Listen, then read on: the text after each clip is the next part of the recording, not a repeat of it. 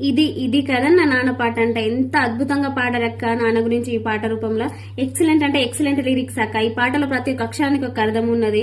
ప్రతి ఆడపిల్లకి నాన్న అనే పిలుపు యొక్క గెలుపుతో సమానం. ఒక్కసారి వినండి అన్న ఈ పాట.